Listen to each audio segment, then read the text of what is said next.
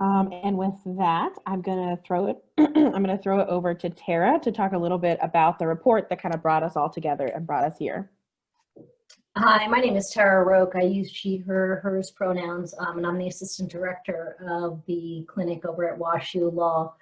So when we started this project, one of the organizations, community organizations with which we worked, asked us if anyone had done an analysis of environmental justice issues in St. Louis, and not just, an individual issue like air pollution or home energy costs, but did a systematic analysis of the issues that affect Black St. Louisans in an environmental manner. And we looked and we looked, and they hadn't. So we set about to do it. And we began researching, working with 4 community organizations, the 4 organizations that are represented here, and we put together a report that examines 8 different issues, 8 different environmental justice indicators, and how they disparately affect Black St. Louisans. And those issues were lead poisoning, asthma, mold, air pollution, home energy costs, food apartheid, vacancy, and illegal dumping. And as we looked into these issues, we found that a lot of the things that people believed, they believed that it was dirtier, that the streets were dirtier in Black areas. They believed the air was dirty in Black areas, but it was all anecdotal at this point. And the data showed that it was true.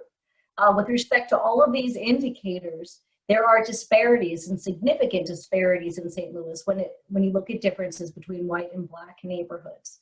And not only that, but we found that all these issues are intertwined.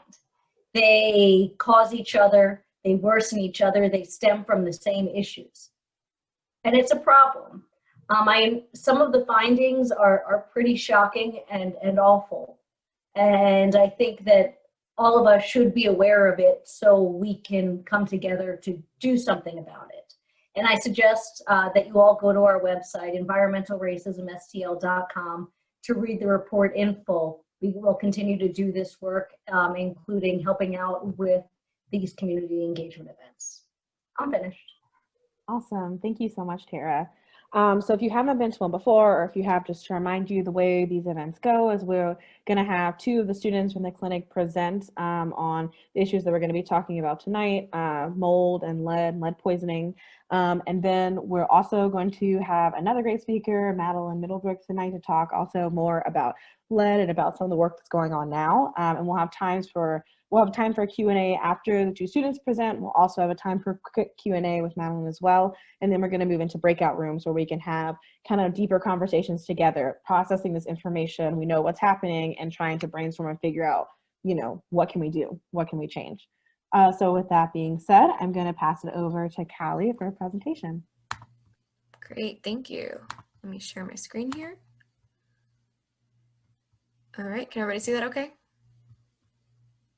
Okay, great. All right, so hi everyone and welcome to the 4th Solution Series event. Today we're discussing lead poisoning and mold.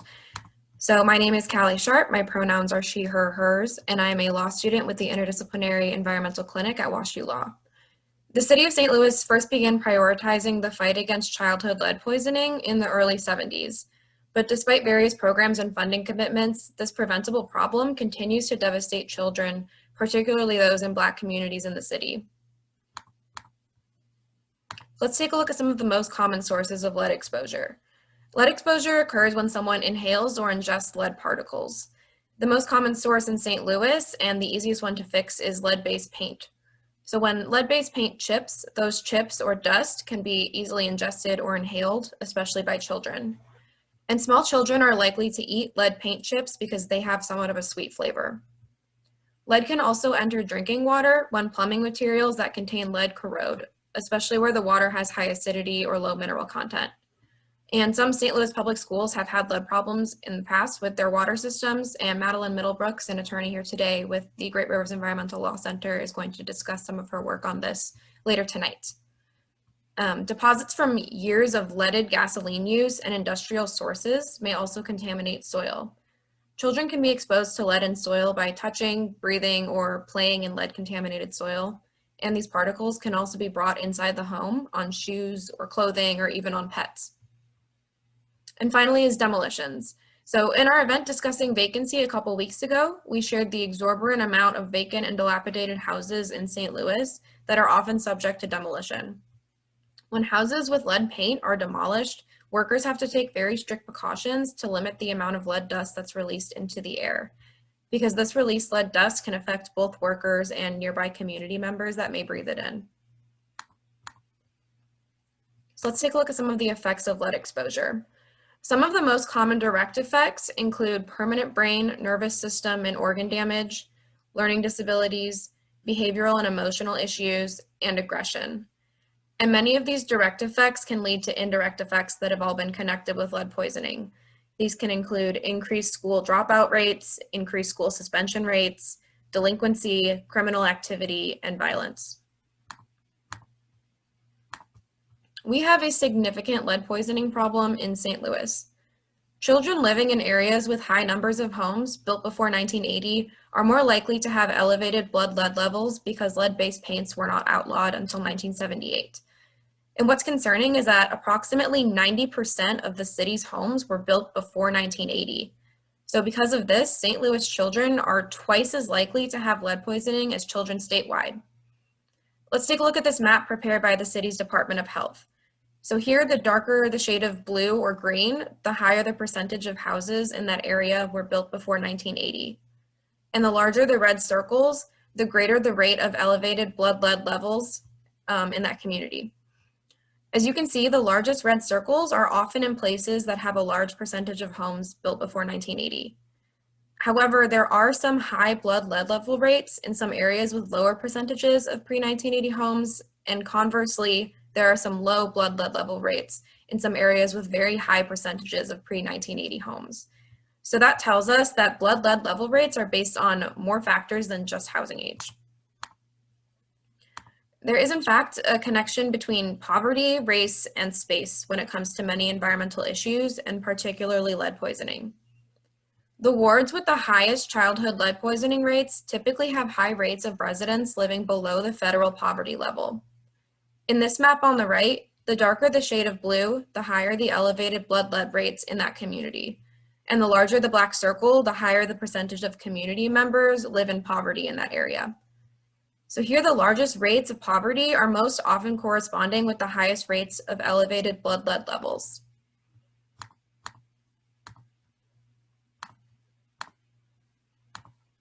Most alarming is the disproportionate impact of lead poisoning on Black children in St. Louis. So Black children in St. Louis are 2.4 times more likely than white children to test positive for lead in their blood. And Black children accounted for over 70% of children suffering from lead poisoning in 2016.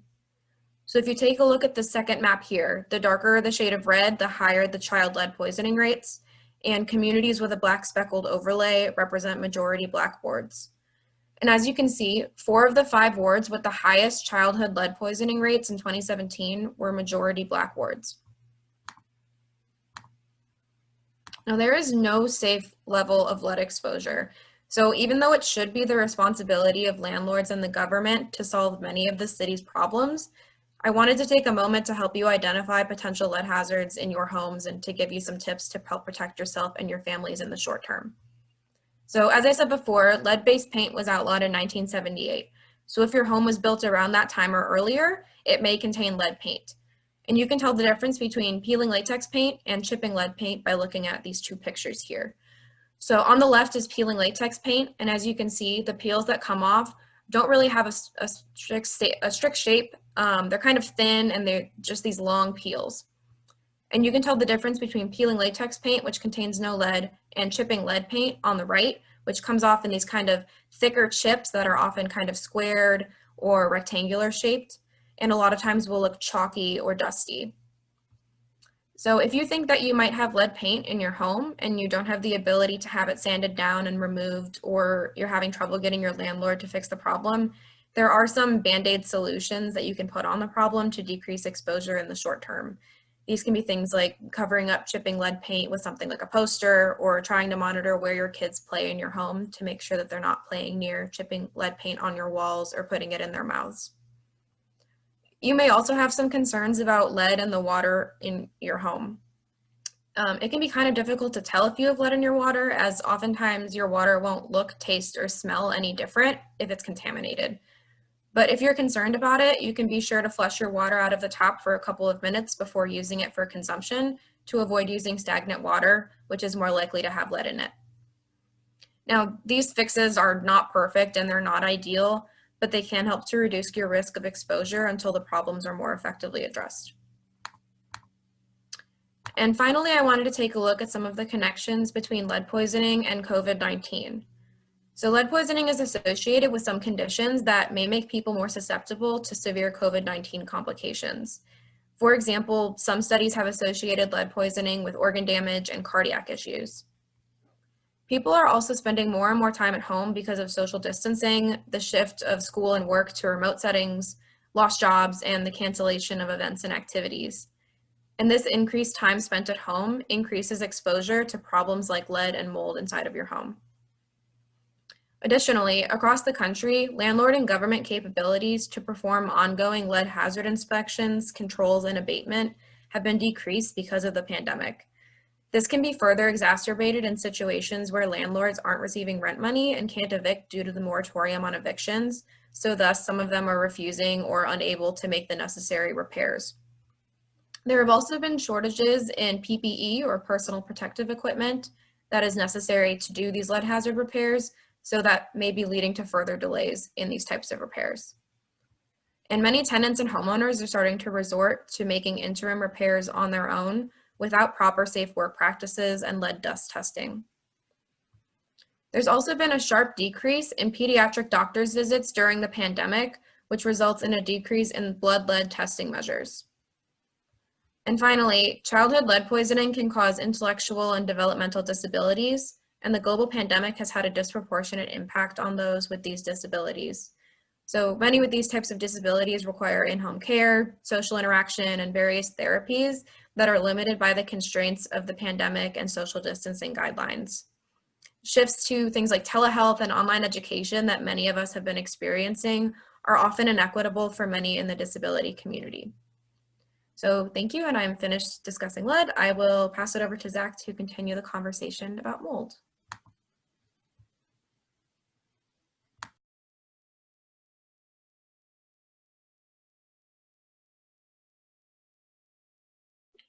Okay, yeah, thank you, Callie. So like I said earlier, my name is Zach Kalinowski. I use he, him, his pronouns. I'm a second-year law student at Washington University School of Law, and I am here to speak with you about mold tonight. So I want to begin by just having you think of a time when you've ever opened up your refrigerator or opened up your pantry or a cupboard and you found that the food that you were reaching for was completely covered in mold. So I want you to think about how that made you feel. Did you feel disgusted? Did you feel repulsed? Did you feel shocked? Did you lose your appetite? Were you concerned for your health and your well-being? Now I want you to imagine what it would be like to live in an environment where you're constantly surrounded by this mold. And of course, there are probably some of you in this audience tonight who live that reality day to day.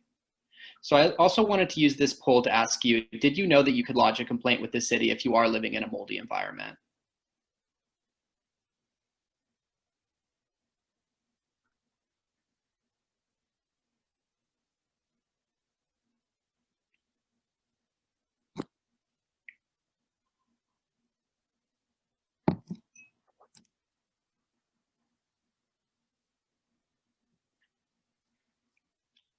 Yeah, so that's kind of what I expected. Some would, some wouldn't. I'll go ahead and have Anna Catherine put a link in the chat for anyone who would find that helpful. So as you can tell by looking at this slide, if you are living in a majority Black neighborhood, you're also more likely to be living in a moldy environment. Sorry, I'm having some trouble with the poll here.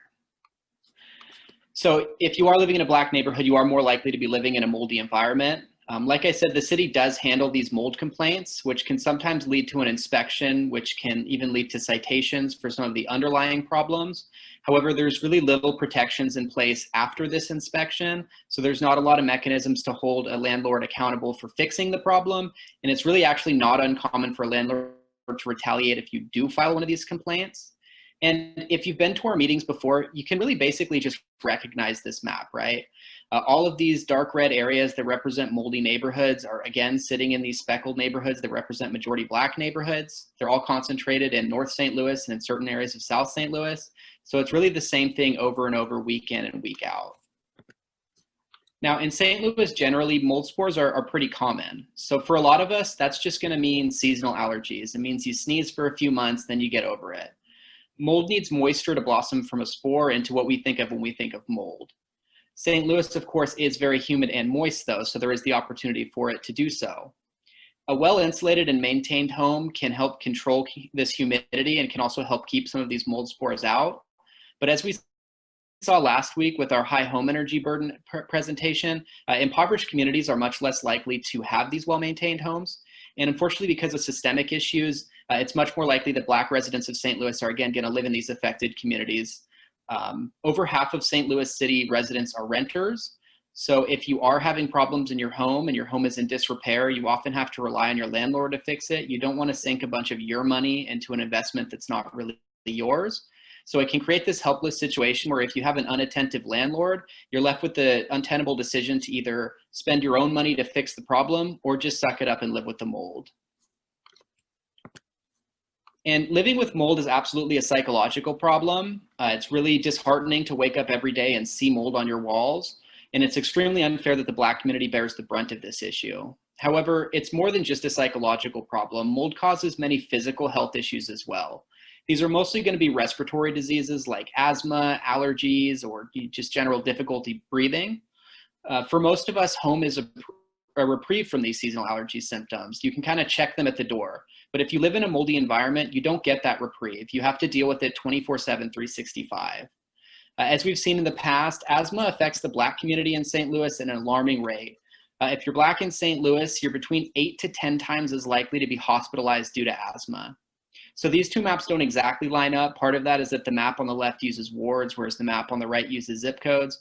But again, you can see that the neighborhoods with mold issues generally also have asthma issues and vice versa. So as I talked about earlier, mold can really seem like a helpless problem. Mold, to begin with, can be hard to see. Sometimes you'll be experiencing symptoms without even knowing that they're due to mold.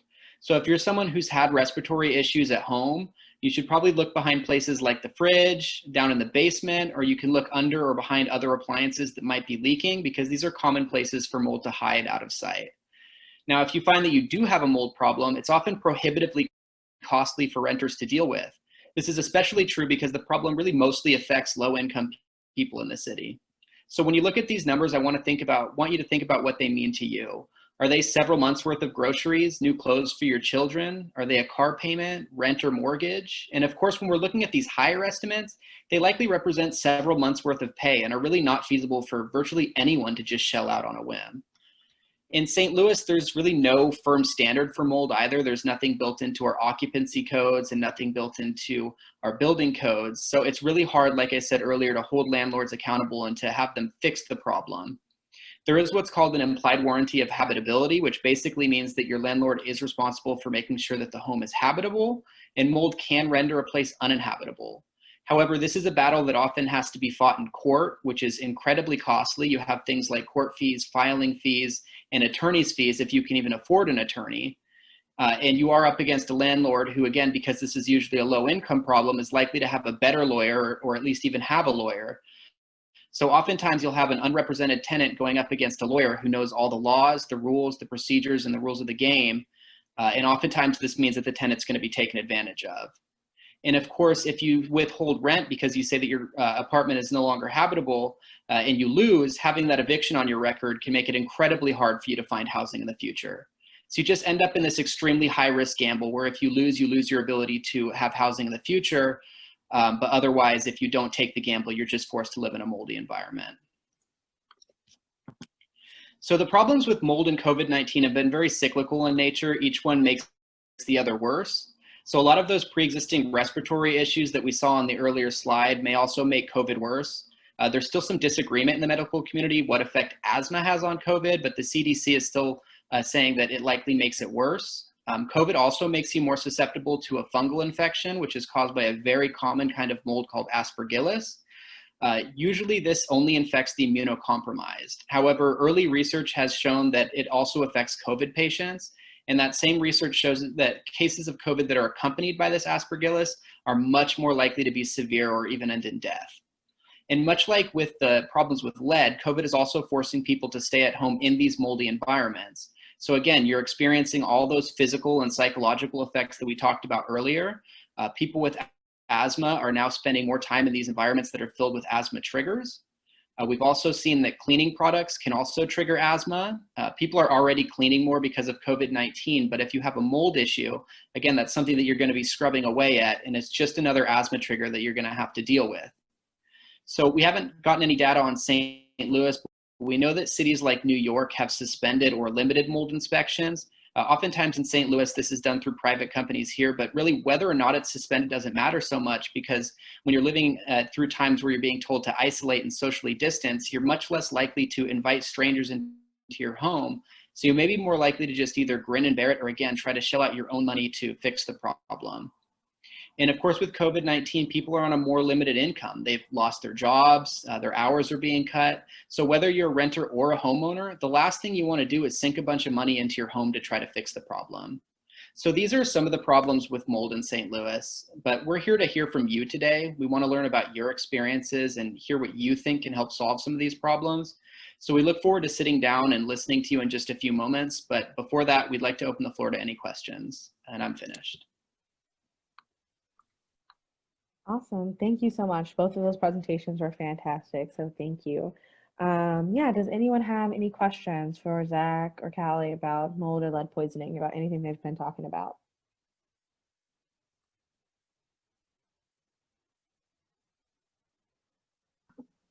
Hi, I have a question. Hey, yeah, go ahead. Yeah, for the lead, in the report you mentioned that houses of equal age in white or black neighborhoods, it was like the children in the black neighborhoods were more likely to test positive for lead. And I was wondering if you had any speculations on why that might be. Sure. So just because your house was built before 1980 and you might have had lead paint in it before, doesn't necessarily mean that you still have lead paint hazards in it right now. So a lot of, I would assume that a lot of white neighborhoods have less problems with this because they have the capability to, get rid of this lead paint, to have it abated, to have it mitigated, more so than those who live in black neighborhoods who have, a lot of these issues with landlords who are unable to or unwilling to, fix these lead paint problems, or people who just are unable to fix it themselves. And if anybody else wants to jump in and answer these questions to a better extent than I do, feel free as well. Thanks, Callie. Any other questions?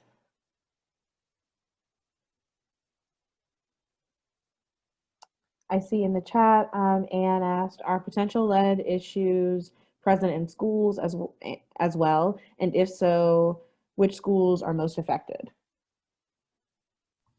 I would say this is a better question for Madeline, and I'm not sure how much in detail you're going to go into about this for your presentation. So maybe we should save this for the end of your presentation, Madeline.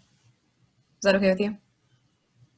Yeah, that'd be great. And I can briefly speak to it now. There's just a widespread issue. Different schools have different needs and different issues with the lead. So the early data trends can't exactly pinpoint which schools are large offenders, but I can touch on that more later on. Awesome. Thank you so much. So any more questions before we go over to Madeline? So maybe if you have any mold questions, because if you have any lead ones, we can ask them to Madeline, and Callie can jump in too. So any last thoughts on mold before I pass it over to Madeline? All right, you can go ahead. Thanks so much for being here. Great. Well, hi, everybody. And thank you so much for the organizers for letting me speak here with you all tonight. And if I talk too fast, someone just please do this for me, because I speak very fast. And so, hi, everyone. My name is Madeline Middlebrooks. I use she, her pronouns, and I'm a legal fellow at Great Rivers Environmental Law Center with a 2-year fellowship solely focusing on the lead contamination issue in St. Louis area schools. And so sadly, across the United States, Roughly 90,000 schools do not directly test for lead in their water because they're not required to by federal law. And some states do require testing and some do not. And that is because areas like Missouri and the St. Louis area, we are on a public water system, and public water systems are usually like a municipality-owned water system or a large water provider. They have to manage the contaminant levels in their own water. And so if you hook up to a public water system, like a school usually, or a building, you get monitored under the Safe Drinking Water Act indirectly from that. So under the Safe Drinking Water Act, public water systems have to test their water frequently for lead, and if 10% of those samples have lead at concentrations of 15 parts per billion or higher, they have to take a corrective action. And so this is by no means to say that water between 1 and 15 parts per billion is safe to drink. The EPA and the CDC has stated that there is no level of lead exposure is safe.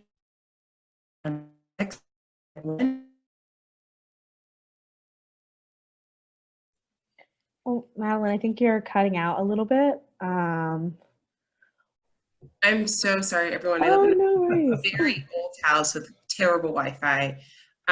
Where did I drop off? At the beginning. Oh, okay, awesome. Thank you so much. So like I was saying, excuse me again, so under the Safe Drinking Water Act, public water systems are required to test for their contaminant levels, but schools are not if they hook up to a water system. So under the Safe Drinking Water Act, if 10% of samples have lead levels higher than 15 parts per billion, then they have to take corrective action. But that is in no means to say that 15 parts per billion in between 1 and 15 is a safe level of consumption. The CDC and the EPA state that no level of lead exposure is safe. So sadly, what's happening across the United States is public water systems are testing their water and say, let's say the water is good, but when it hits the school pipes, usually in older buildings built before 1980, something happens with outdated fixtures, plumbing, or lead service lines where lead leaches in to the water system and children are being exposed either via the sink or the faucet. And so this is happening all across the United States and sadly also in the St. Louis area schools. These schools are not directly required to test their water. And so what we see and what we've seen in St. Louis as late as July of this year, that tests are having high levels of lead over the action level of 1 parts per billion. The American Pediatrics recommends that water fountains should be corrected or decommissioned at 1 parts per billion or higher because the lead is so toxic, especially towards children. So for my fellowship and my focus, anything higher than 1 parts per billion is way too high based off the American Pediatrics recommendation. So as of July of this year, St. Louis City and St. Louis area schools have tested over that 1 parts per billion standard, which is really concerning. I can't exactly pinpoint at this point to tell you which schools are more affected than others. It is a widespread issue and the data is not readily available. It's being a slow process getting the data back. In my opinion, there are concerning trends with the testing and also with how they're being monitored. So for example, say a fountain was tested in 2019 and it tested at 30 parts per billion. And then the second day after they've repaired it and cleaned it, it would test at 1 parts per billion. And then they would test the same fountain a year later, so in July and June of this year, and it would be up again at 40 parts per billion. And then they would clean it and it would go back down to 1 parts per billion. So somewhere between the last testing in 2019 and 2020, lead leached into the service lines. So there's scary data trends, in my opinion, like that.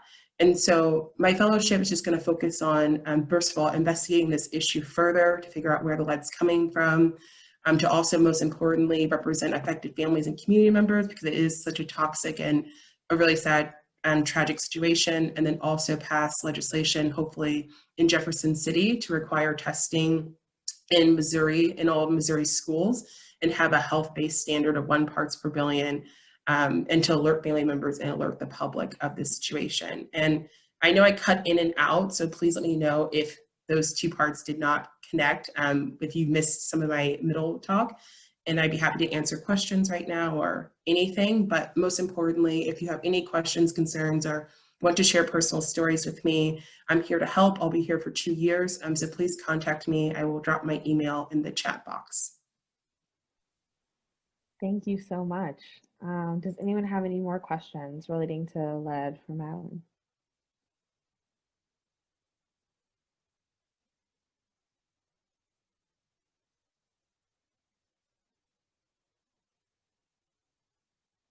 So a clarifying question. So are St. Louis Public Schools mandated to test or not? I'm just wondering how, because it seems like every year, as you kind of said, we hear about the lead contamination. So I'm just wondering who's doing the testing. Yeah, of course. So the fellowship covers multiple schools. It's not just St. Louis Public Schools, but in St. Louis Public Schools in particular, in 2016, they voluntarily tested their water. So they are not required currently by state law to test, or federal law, since they're on a public water system. And a environmental consulting firm, LLC, in Collinsville, Illinois, it's on according to St. Louis Public Schools website, is testing their water. So that's who's testing St. Louis Public Schools water. But they are not required to by law or by federal or state law as of right now. Thank you. And I see a question in the chat from Caroline. What is the cleaning process they use on school pipes? So each place around the country, I can speak more broadly because it's not clear from public record what St. Louis Public Schools, what St. Louis area schools, how they are cleaning their systems. But in some places across the country, they flush their systems before testing, which is not the best because, as Callie pointed out, the best is to test water after stagnation because that gets the most accurate amount of lead. In a worst case scenario, if a child went up to the fountain after holiday break and tested the water, that's what stagnation would show. Some schools just remove the screen on the drinking fountain and can clean the screen of the drinking fountain. Some people decommission fountains completely. In 2014, the EPA sent out a new regulation for drinking fountains that can be found in schools.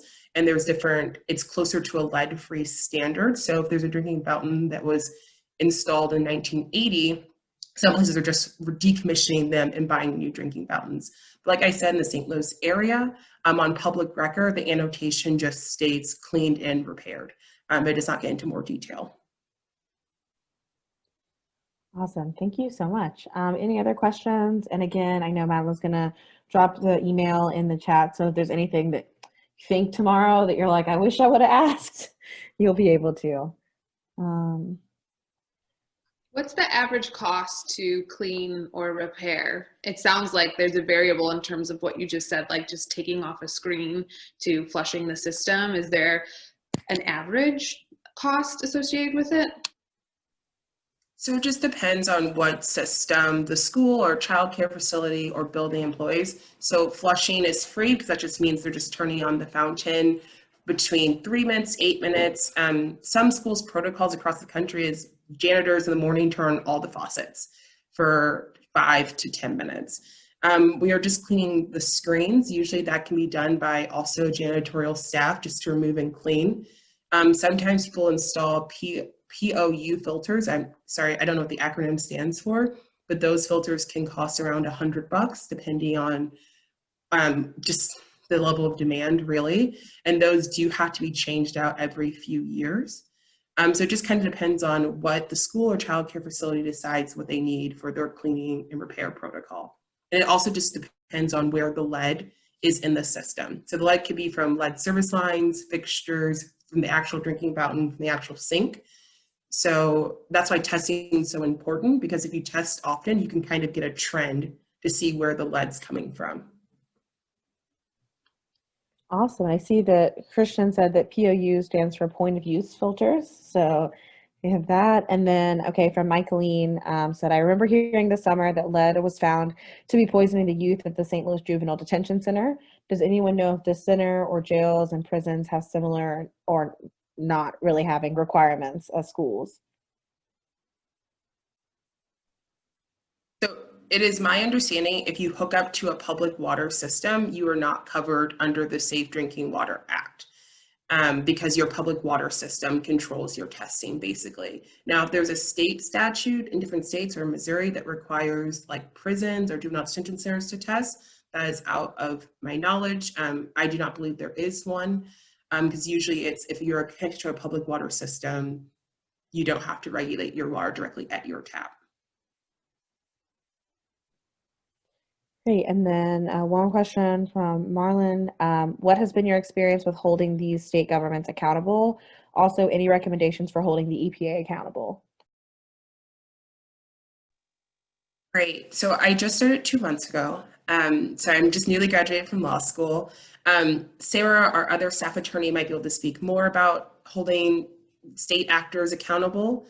I'm personally hoping, since children not drinking lead contaminated water shouldn't be a partisan issue and everyone should be getting on board with this. My hope is that people will be on board and be able to be held accountable. There has been success in other states such as New York, Illinois, Michigan, Rhode Island, Vermont to pass bipartisan legislation to require testing at schools. So I'm very hopeful that something like that can at least be started here. Awesome. Thank you so much. Any other questions? This has all been really great. If I could just weigh in really quick on that accountability question, Madison. One of the difficulties is the federal government, sets these standards. Madeline was talking about the Safe Drinking Water Act and the standards that are contained therein. That basically establishes sort of the minimum standards that states are required to comply with. They can go beyond that if they want to, but there's nothing requiring them to do so. So if they just want to, accept the federal standards and have those be the standards in the state, it can be difficult to get the state to go beyond and require to, have tighter restrictions or requirements than what the federal government requires. Yeah. Hey, Ken, this is Susan Armstrong. There's a Safe Drinking Water Commission that's led by public citizens in Missouri. So I'm Safe Drinking Water Commissioner. So the Missouri has primacy over its water regulations. So there are federal laws, and in Missouri, we kind of promulgate the safe drinking water laws, and then the EPA watches us. So Madeline, I sent you a link. I would get in on the docket. I would get in front of the Safe Drinking Water Commission. We meet about once a month, and the lead standards are coming up. There was another series that was passed on the federal in 2017. So like you said, Madeline said, and Ken, we would get behind that with schools. We would definitely get behind that issue with schools. All right, so we'll be in contact. Thank you, Susan. It's amazing. Awesome. Well, last call for any questions before I talk a little bit about the breakout groups and how that's going to work. And we're going to continue having these conversations in there. All right. And of course, if you end up having any other questions, you can reach out directly to Madeline, or if you happen to be in the breakout group with her, you can also talk more about that there. So we've kind of had the portion of our event where we really inform and have education around what's going on, what are the problems. And now we're going to kind of move into the part where we want to talk about, okay, what can we do to fix it? This is a solution series. And so 30 minutes is not enough time to solve all the world's issues, but it is time to have really great conversation about the ways that we think we can begin to make impact in our community. So we're going to be broken out into groups. And then I believe we're going to get a notification about 2 minutes before we're going to be done. So that way you don't have to leave your breakout group in the middle of a sentence. And we're going to be in them until 7:45. And so I'm going to I typed them out.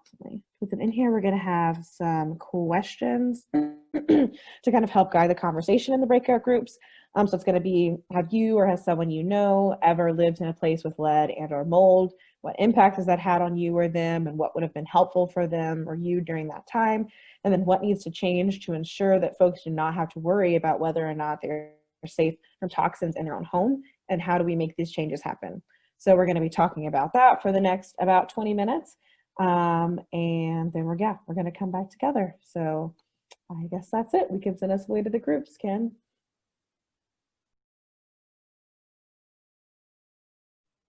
And so I want to start by us just doing some quick introductions. So your name and the pronouns that you use. And I always forget to actually think of a question. That's like the last thing I think of. What's something you learned that you didn't know before? Something you learned from the presentations that you didn't know? And I will ask you keep it just like one sentence so we can be quick and have lots of time for conversation. So my name is Madison. My pronouns are she, her, and I learned that I might need to check my apartment for mold because a lot of the things that you were talking about people experience frequently, I kind of experience, and I've been thinking about it recently. So this made me think maybe I should actually check my space for mold. And so I'm going to pass it on to Zach Casman, and then you can pass it on to the next person. Hi, good evening. My name is Zach Casman. My pronouns are he, him, his. Can't remember all the prompts, but I live in the Tower Grove South neighborhood now, and I learned. I'm gonna get them mixed up now. If it was I think it was the safe allowable lead levels being at 15 parts per billion. I thought that was new to me. Thanks. And I'll pick. I guess Terry is the one next to me. Does that work? You can do anyone. It's fine. Okay. Oh, I didn't know if. Yeah, fine. Terry, thanks. Hi, my name is Tara Roque. I use she, her, hers pronouns.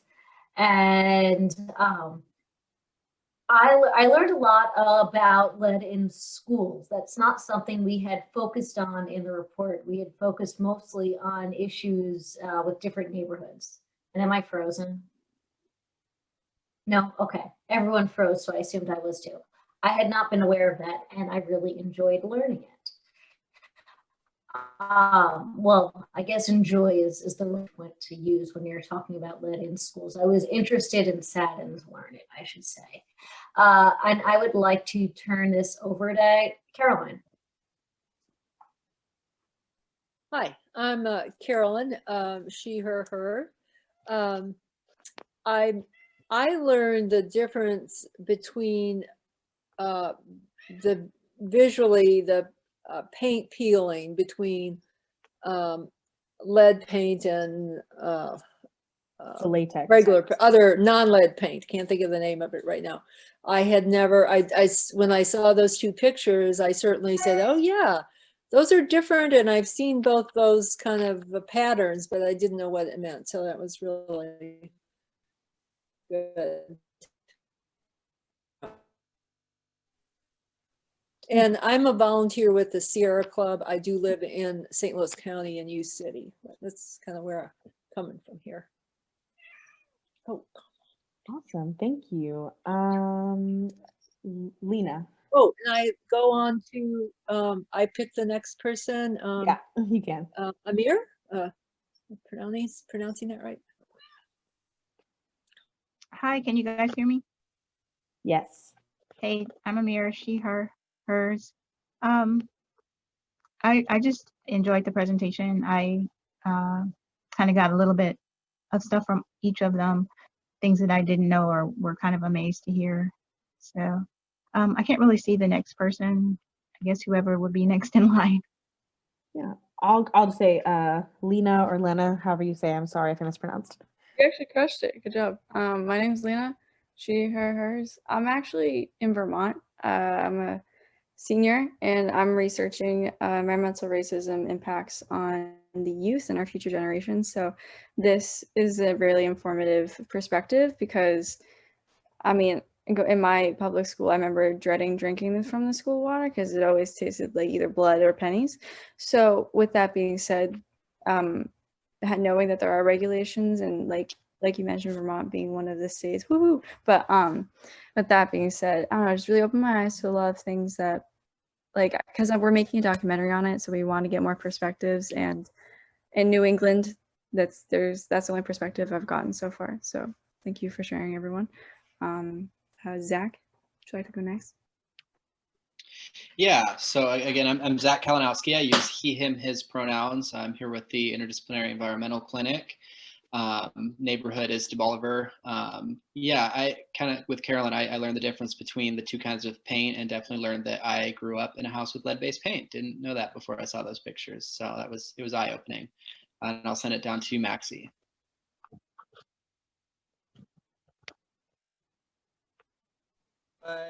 Hi, my name is Maxie. My pronouns are they, them, theirs, and thank you. What did I learn? I learned that there's like lead and mold everywhere, and it was kind of like, I thought I was just special for having it in my house, but like everyone's got it in their house, especially in like my neighborhood. So it's kind of like eye-opening to see like the impact at a more larger perspective. And let me see. I think it's just Michaeline left, but I think Michaeline actually has to hop off. So I don't know if you had time to say anything quick, Michaeline, but it's not. Yeah, thanks. Yeah, I have to hop off in just a moment, but I'm Michaeline. I use she, her pronouns. I live in the Shaw neighborhood area. And one thing I shared in the chat that I didn't know from Zach's presentation, that it was possible to file a mold complaint with the city. I have personally filed a complaint with my landlord about my personal apartment of a big kind of leak, which most likely has mold behind the walls. And I didn't know that action step with the city. So I appreciate that personal knowledge. Thank you. Awesome. Thanks. And thanks so much for being here. Yeah. Great. So yeah, so I definitely want to hop right into the discussion questions. So first, just kind of get us started, want to ask if someone or someone you know live in a place with lead or mold, how has that impacted you or them, or stories that you've heard, and like what are things that would have been helpful for people in those moments?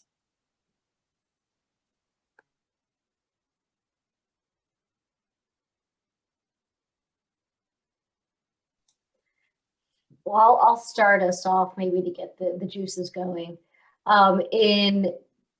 In drafting, in putting together the report, the clinic spoke with a number of people that suffered with issues with mold. And we spoke with one woman who moved into her house and she didn't know what was going on. But it seemed like every week either one of her children was ending up in the ER. And they could not figure out why. It turned out in the back of a closet up there in a dark corner, there was a huge patch of mold growing, but they couldn't see it because it was dark in the closet. And that's why they were getting sick. The landlord wouldn't fix it. They ended up having to move, lost their security deposit, everything. But they stopped having to go to the ER. And it was something just so little as a little patch of mold in the back of a closet that was sending her children to the ER. Wow. Thank you for saying that, Tara. I don't personally know anybody who's had problems with lead or mold, but I'm sure there's tons of people that do, given that, especially with lead, I'll speak to that more.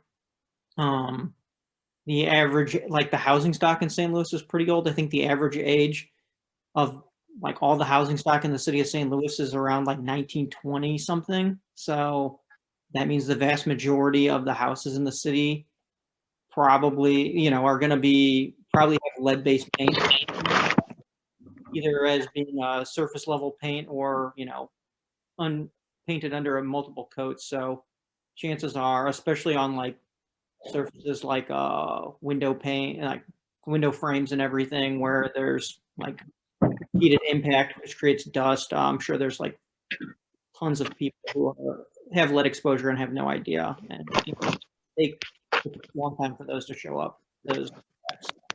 Well, if it gives you any solace, as long as the lead is encapsulated, it's not a problem. So my house was built in the 1960s, so young for St. Louis, but it was built in the 1960s, and I have lead paint in there somewhere. But I have the ability to keep, I have the financial ability to repaint when things start chipping. And as long as you repaint and you keep it encapsulated, it is not a problem. As long as you don't start chipping away at it and trying to lick your walls. But as long as it's encapsulated, you're fine. Once it's exposed, if you see that sort of alligator print of chipping paint, that's when it becomes a problem, and that's when you need to be careful as to how you encapsulate it, because if you sand it and then you breathe in the dust, you're getting lead dust, but you can't not sand it because it's chipping away like alligator print. So you just need to deal with it safely. Once it's encapsulated behind all that, you're fine. Yeah. Thank you for that, Zach and Tara. Anyone else? I know for me, I have a friend and his mom. They lived in a house that had mold somewhere, and they didn't realize until they had like an inspection and everything. When they first moved in, it wasn't found, and then his mom kept getting really, really sick and couldn't figure out why for a while, and had like just lots of like wild symptoms and stuff, and found out that there was a lot of mold and couldn't afford to fix it, and that meant that basically like had to like foreclose on that house and everything, because it's like if you own that, like what are you going to do? And not everyone like has the ability to have the best credit or be able to take out home equity loans or all this stuff, like that's not there. And so ended up losing the house, which put them in a really bad financial position, but also she was really sick and ended up having to like stop working as much and all this stuff. So it was just like really, really debilitating situation.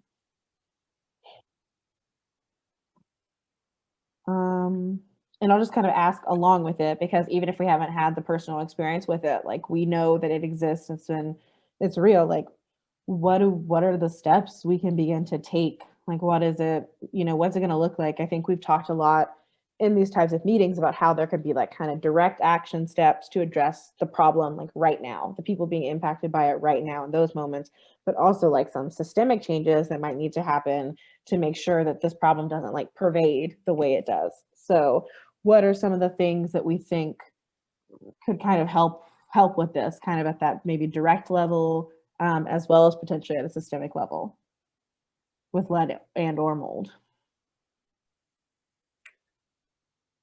Can you guys hear me? Yes, we can hear you now. Hey, I apologize that I didn't hear the entire mold presentation. My name is Amir, and I actually work for St. Louis City. I'm an environmental health officer, and one of the complaints that our division does get is mold complaints, and we handle those by phone. The city does not have any ordinances against mold. When people do put in a complaint for mold, and I get them probably, I would say, at least. Oh, you just got muted. You're right, as you were saying how often you get the mold complaints.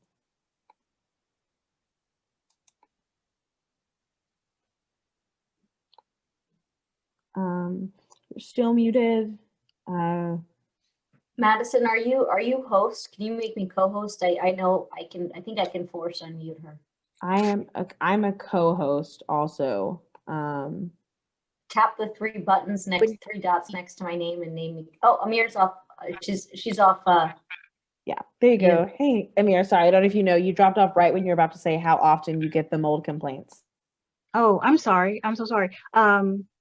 I get mold complaints probably 1 or 2 each week from the wards that I represent in the city as an environmental health officer, and the complaints often will reference having the kids having asthma or having breathing problems, and that the landlord won't do anything. But we handle those only by phone. We do not go out and investigate mold complaints, the health department, because our city doesn't have a lab at all to do any type of testing for any type of mold. So what we're instructed to do is to refer all mold complaints to the building division. That we instruct the citizen to contact the Citizen Service Bureau again and let them know that they need a building inspector, because the building division does have ordinances that they can cite for the conditions that lead to mold, to the water intrusion, whether it be leaky roof, gutters, piping. But the health department, we have no teeth as far as mold because there are no ordinances in the city. So something that we could possibly do, which I've talked to my supervisor about, is to lobby our alder persons to get some type of ordinance. Mm-hmm. But I mean, that would be a long-term goal, because again, we don't test for mold. So I mean, there's thousands of different types of mold, and there's no way for the city to say definitively, okay, yes, this is the type of mold that can cause you respiratory issues, or this type of mold is making you sick. We don't do anything other than send out a flyer from the CDC about how to properly clean the mold using basically bleach water. And yeah, the health department has no teeth for mold in the city. it's basically just punt the ball to the building division. Thank you. Yeah, that's really interesting and important because I think like that's huge. I think I would just assume that the city had some sort of ordinance about it or something. No, not. Do we know if does the county have ordinances around it? Just curious. It's fine if we don't know. I haven't looked into that. Okay. Yeah, that'd be interesting to see if like that, because especially if, you know, you already have a model there and see it's done in the county, why can't we do it here in the city? So that's definitely an avenue. And I think also, Mira, even just hearing you speak out of that, something we also probably need is just more clarity and understanding around like what happens when you have mold and you lodge these complaints, like who it, you know, people need to know that there's not this ordinance here, and maybe more people need to know that it's kind of like going to the buildings division as well. So I think like also lack of information out there. So thank you so much for sharing that. You're welcome. It's my understanding that a building inspector can walk in, see an entire wall full of mold and not be able to do anything about it. Now, if there are other code violations that are causing the mold, then the inspector can cite those violations, force the landlord to fix, or not force, just fine the landlord until Right. the landlord fixes those violations. Right, And then, yeah, and then the homeowner can come in and clean it with bleach water or hire someone to clean it. But the mold itself is too bad, so sad. Yeah. Don't like that. Did I say that correctly, Amir?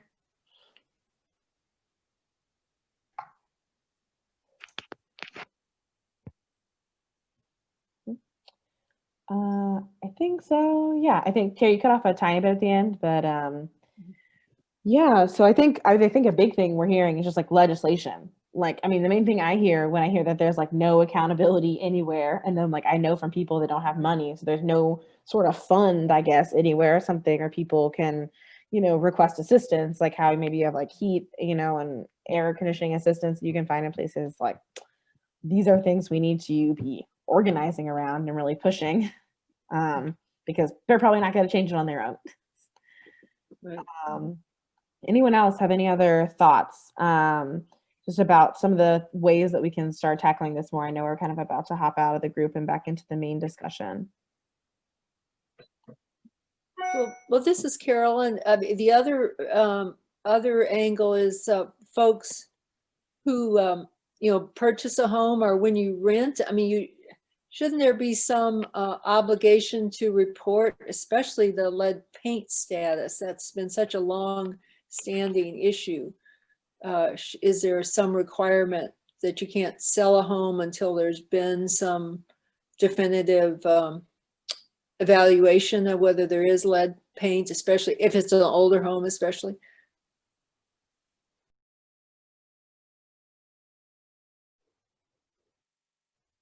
Okay, I guess we can go ahead and get started. I guess this is everyone that'll be in our group. And again, I am Catherine Finnerson. I am the Civic Engagement Organizer with Action St. Louis. And as Madison mentioned, we have come together in these breakout rooms just so we could just have more of a personal, you know, detailed conversation about some of the things that we think need to be changed in order for us to actually, you know, make differences, because this is a solution series, so we want to hear from the community as to what you all think we could do to make some changes. And the first question is really, we just want to know, have you or anyone that you know ever lived in a place that had been contaminated or tested positive for lead or mold? Anyone?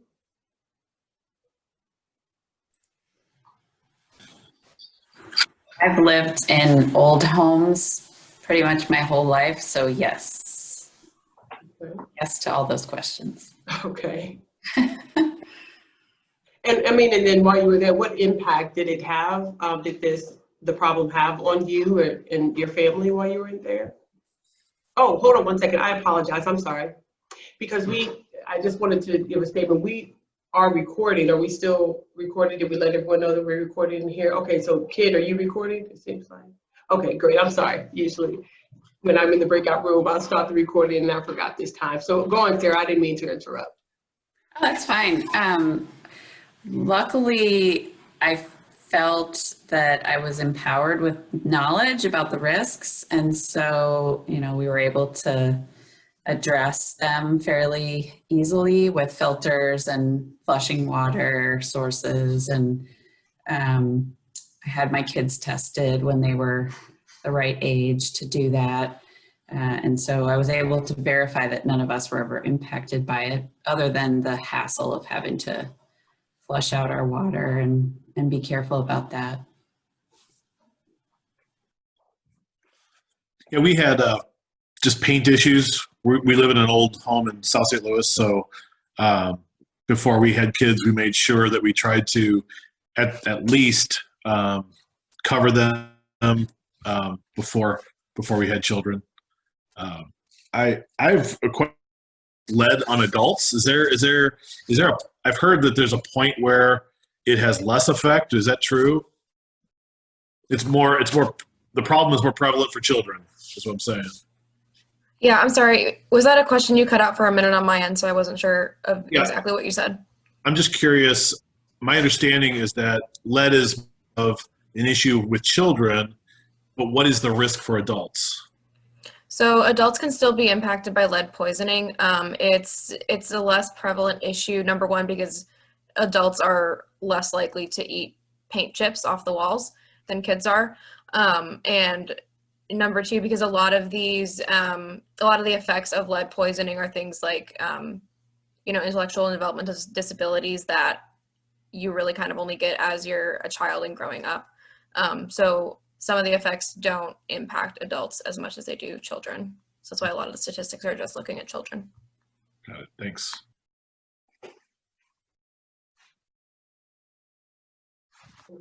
And again, I know that everyone that spoke about it, they did speak about how, Sarah, you did say how you were empowered because you were educated about it. And Mark, the same with you. You knew that it was something you had to take care of before you had children. What do you think would be like the most helpful so you wouldn't have had to go through any of that? Or if there are people that aren't as empowered, what do you think that would be most helpful for someone during that time? I felt in the presentation, just that slide with the two graph, like what does latex paint look like versus lead paint? I mean, I identified the lead paint almost immediately because I've seen it. I realized that those were characteristics or to lead paint only. I just assumed it was just paint was doing that. But now I can almost like point where I've painted over or covered an area that was lead paint versus something else that was probably maybe a wood stain or just a latex paint. I thought that was very, very important to see. I mean, the pie in the sky on the drinking water issue is, it would be great if, there was some requirement to upgrade the supply pipes, et cetera, for a landlord to have to fix the pipes inside the building, but it's a very expensive proposition. So, I don't think that's practical, unfortunately. So short of that, I think probably education is the best way education or maybe supplying filters or would be good options.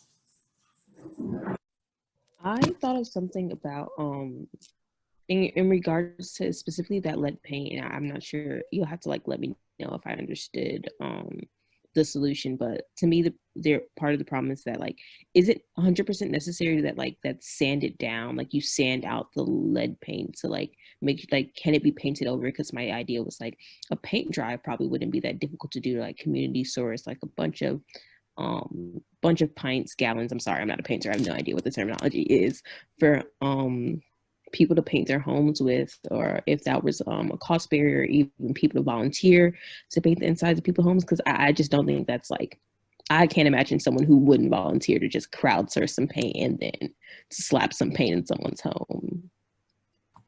Sure. So correct me if I'm wrong here, Ken, but I mean, any effort to cover up lead paint is going to help a bit, you know, how I'd mentioned before, like you can cover it up in the short term with, you know, covering up with posters and things like that, because the danger comes from, you know, those chips or from the dust in the lead paint. So covering it up, keeping it, you know, out of the way of your kids is first and foremost the most important. But the best way to get it taken care of is to kind of have it sanded down and removed and abated in a more efficient way. But obviously that's, you know, a lot more work. It's a lot more expensive. It requires, you know, professionals to do it. It requires PPE because it involves lead dust being kicked up into the air in your home just to get rid of it in the first place. So it is a much more extensive procedure, and that's why it's not fixed as often as it should be. Yeah, that's basically right, Callie. You can certainly paint over, you know, flaky, chippy, you know, paint, and that's probably better than leaving it exposed. It's not going to be a permanent solution though, because anytime you paint over, you know, something like that without, you know, a good substrate to stick to, you know, eventually the new paint that you paint over, that's going to sort of, you know, crack, peel away, whatever. And so the problem will basically recur if you paint over it without sort of, you know, preparing the surface first through, you know, scraping and sanding and all that. But it can provide, you know, at least some temporary protection. Yeah, and to add on to that, like for painting over it, certain paints are better at like sticking onto other things. Like most modern paints aren't meant for lead encapsulating, so they're gonna fall off a lot easier, especially if it's been chipped or cracked, like you said, to where it doesn't have the substrate to stick to. That's me.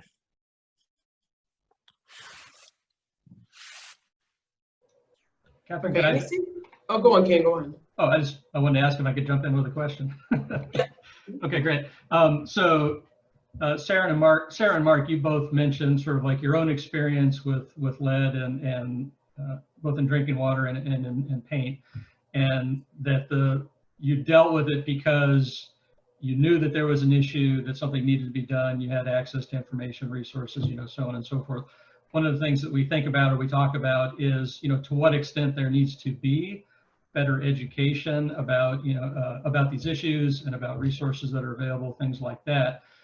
So I guess my question is, and anybody else who maybe has, you know, experience with this, feel free to jump in too.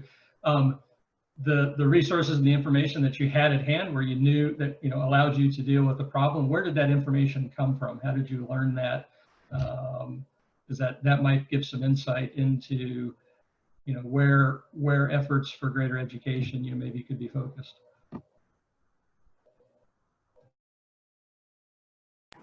I'll speak to the water issue. So when I lived in an old apartment in Chicago, the landlord actually warned us.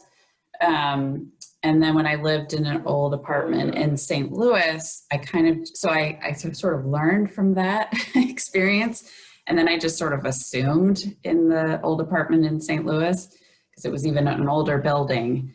And then when we bought our first home, I can't remember if it was the realtor or the seller. Somebody provided us with a booklet and information because our service line, I think they disclosed that our service line was a lead service line. And that's kind of been the case with each of the homes we've owned. So it was at that purchase moment that the information was provided to us. And I don't know if there was any requirement for a landlord to have made a disclosure like ours did. I'm thinking probably not in Missouri.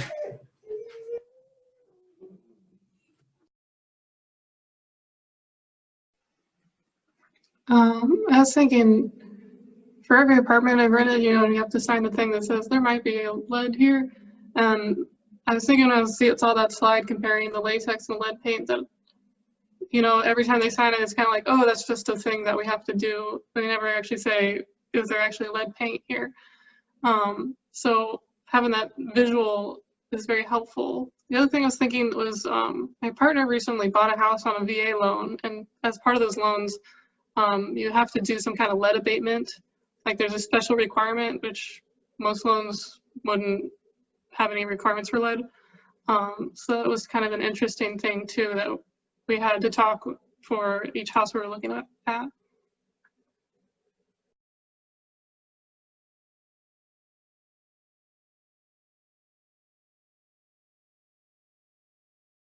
And it seems like we've touched on this a little bit already, but we just have a few minutes left. But what changes do you think would help to ensure that folks don't have to worry about whether or not they're safe from toxins in their homes, whether they're renting or purchasing a home?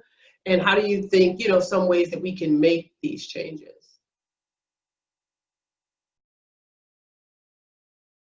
I know, Mark, everyone has mentioned, that visual is really good to have. Like you were saying, Jenny, if you're signing your lease, and they would actually have that picture there for people to see what it would look like, so people can, go through the house and be notified themselves of what's there.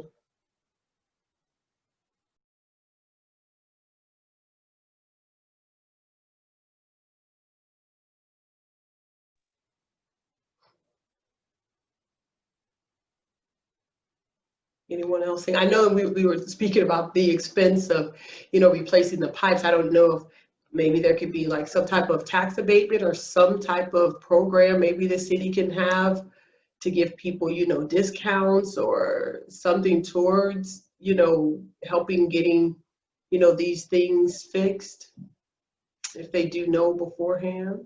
I'm not sure how that would work, but I think there are some bills in U.S. Congress to do something like that, to earmark funds for those kinds of upgrades and improvements. And I was just thinking about the work that MSD did if they're still doing, to improve sewer lines, where they would give homeowners, rebates and an opportunity. There's like a program you could sign up for, and then they would replace the sewer line, and you'd get some kind of amount of money back. I wonder if they could do something like that with service lines. I know that something I've been thinking about, kind of just as we've been discussing it, is how I guess the word I would use is unfair it is that it's these low cost housing options that are like having these problems. Like we talked about, lots of majority Black, majority low income housing are the places where these problems are so heavily concentrated. And it's really just to say, like, it's super capitalist to be like, oh, if you have money, yeah, you can live safely and you don't have to worry about lead paint in your walls. But if you don't, if you're looking for a cheap, low cost housing option, these are the problems you're having to face.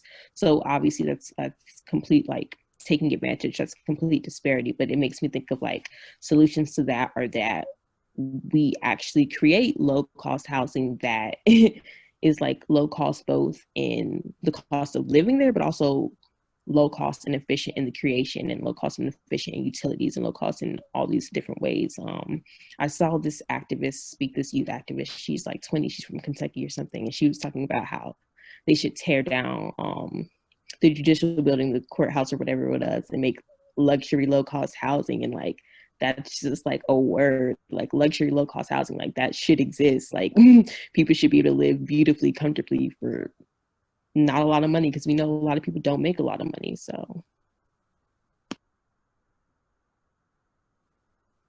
yeah, I agree with Janice here, because there's a lot of programs like that to try and fix up old houses with as little investment as possible. But with old houses, there's lots of problems, not just lead, it's the heating, it's all kinds of things. And so at a certain point, there needs to be more investment. And then that's the dichotomy, because you would think that since a lot of the people that are do like low income housing, I think they get a portion of money from the government. So you would think that the government would want to make sure that if they're funding, housing for people and paying landlords a portion of money, that those things should just be, just upfront. That should just be common. Okay, no lead paint, no lead water, no mold. Those should be like standard, because I think there's like an inspection or something that people have to go through I mean, you would just think that, you know, the government will want to ensure that they are providing safe, quality housing if they're paying for it.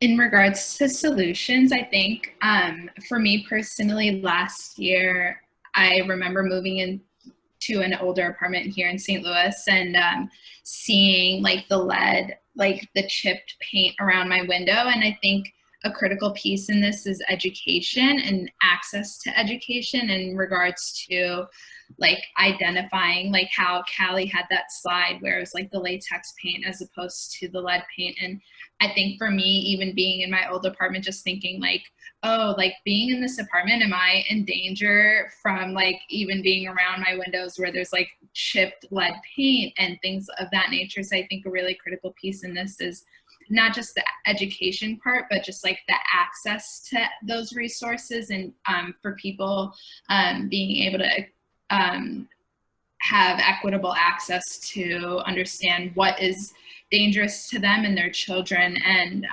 understanding how that impacts their health and well-being, and not just whether it be short-term, but for long-term health and well-being and any possible adverse health outcomes that may come out of that.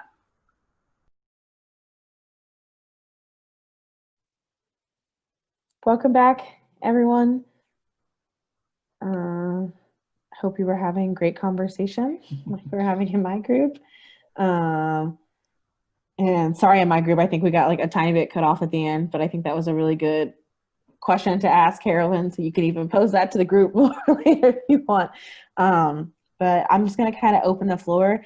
I definitely want to hear the conversations that you were having, because I know like each time I hear what someone in the other group talked about, I'm like, oh, we didn't even like touch on that in my group. So I'm willing to sit in silence, but eventually I'll probably tap on someone. And if I don't call on you individually, I'll call on your group leader and ask them to call on someone. So if you remember that you said something profound that you think might be brought up, you might want to go ahead and share. But just kind of answering any of these questions, you know, experiences that you or other people you know have had with this, with lead poisoning or with mold, and mainly like, what are the things that we can do to change these problems? How can we ensure that people have safe homes, you know, in all parts of St. Louis and don't have to be worrying about these things like this?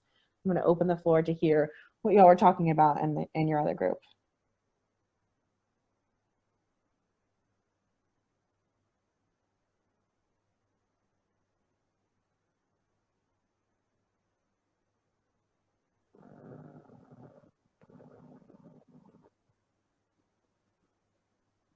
Ooh, Madison, are we gonna have to pick on someone? Apparently, you can start. Oh boy. Well, my group, we had really, a lot of our conversation was continuing off the lead conversation that we had in the main space with everyone. Madeline spoke some really great truth about the need for testing more adequate for solutions. And also, we have Susan. My screen got, yeah, Susan's still on the screen. If I'm here. If you wouldn't mind sharing a little bit about what you spoke to. Sure. And I think Madeline had the answer in her story. Shocking. Her response to lead in the water was shock. The story I told was the casual response of the public health workers when my son got lead poisoning at 18 months. They were very casual about, is there lead in your water? And I'm like, could there be lead in my water? You know, so I think the response, and you guys are an amazing group that are having the right shock response, shock action. So yeah, my son got, someone was teething on the windowsill in my house in north of Del Mar, which is a majority Black neighborhood. And so when I saw this teething, I took all three of the children to the public health department to have tests for lead. I'm an engineer, so I kind of knew that something was up. The baby, the youngest, the 18-month-old, did have lead poisoning. I worked with our African-American pediatrician to have him admitted to St. Louis Children's Hospital. He was there for a week and had the chelating process. He had so much as had the lead etching on his bones, something I'd studied about in college, in undergrad. So I'm saying all this to say that he's fine now. Marlon asked a very good question about what I was watching for. Of course, I was watching for, you know, mental illness and underdevelopment. But I was telling Marlon in our group, we acted promptly because shock, right, is important. And a group that's concerned and act with you, my African-American pediatrician woman. So yeah, the happy ending, but that's when I started hearing, and again, I'm a civil engineer, so I know that at the POTW, the publicly owned treatment works, that there's certain levels and standards, but then there's a distribution system that's went in the 1800s. So even if there's a construction project that'll set lead out in your drinking water systems. So that's what I learned about it. And thank you, Madeline, for the work you're doing. And Marlon, for the study that you're undertaking. I'm finished. Thank you. Marlon, did you want to give something? I couldn't tell if your hand was up.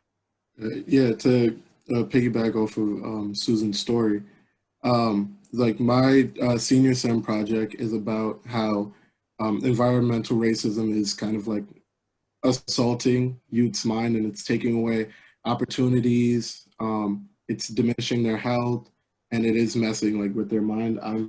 A lot of it is a big part of this research is a terrible thing to waste, as I mentioned in the other group.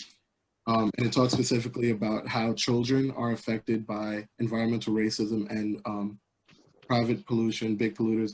And again, like, unfortunately, I'm not from the Lou. I would love to be, but unfortunately, me and my partner, we found this this event that happened, and we saw it as a great thing. And then I decided to stay because this is amazing. Thank you guys for having this. I want to let Krista speak, because you're a teacher and a speech pathologist. And again, kids tend to be demonized for the very characteristics that are part of their environmental poisoning. So Kristen, did you want to add to that? Yeah, that's a big question. But yeah, unfortunately that's true. I think my, charge after this is thinking about, I was telling Susan that unfortunately, I don't know if a child's been exposed to lead unless it's reported in their medical history, which goes into their individual education plan, which basically is just a legal document that ensures that they get services.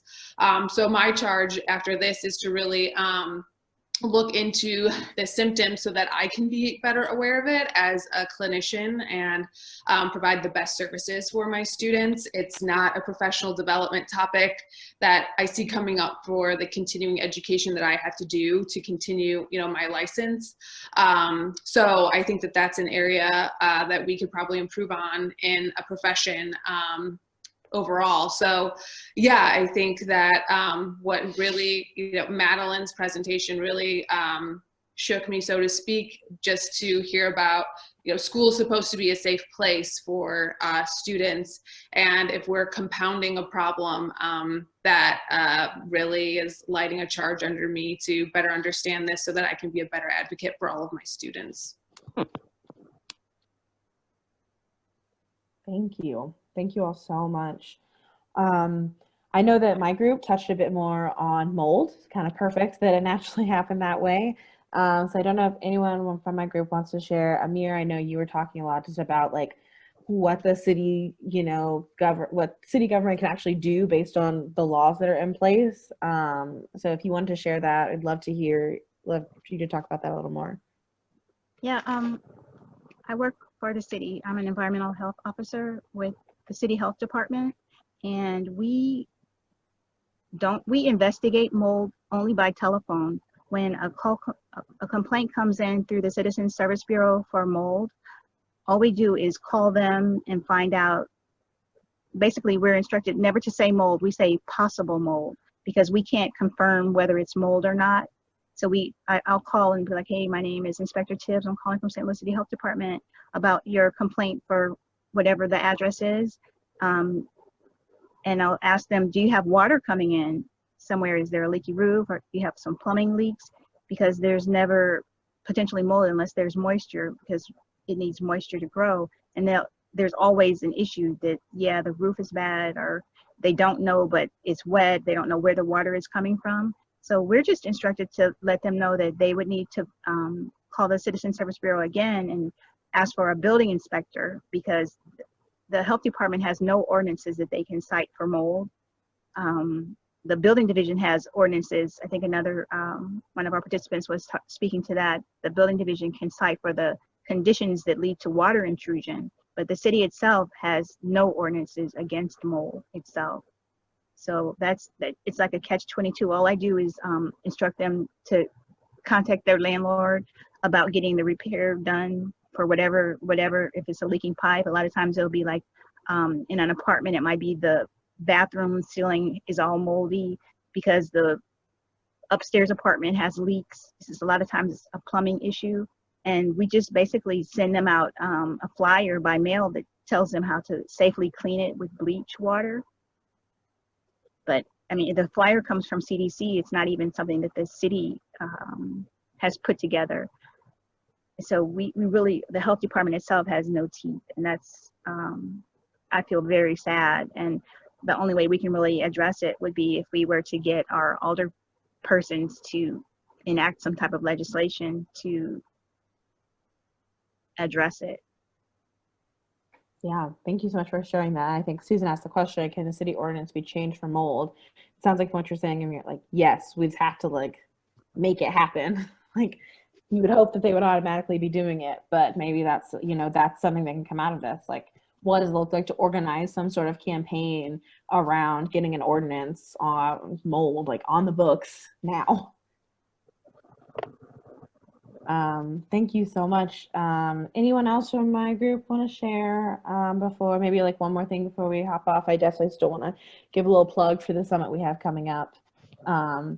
And also quickly, I'm redropping the sign-in sheet in the chat, so please make sure you signed in. And I'm saying it's like, especially you, Amir, because we'd love to follow up with you and talk more about this stuff. So just make sure everyone fills in that sign-in sheet.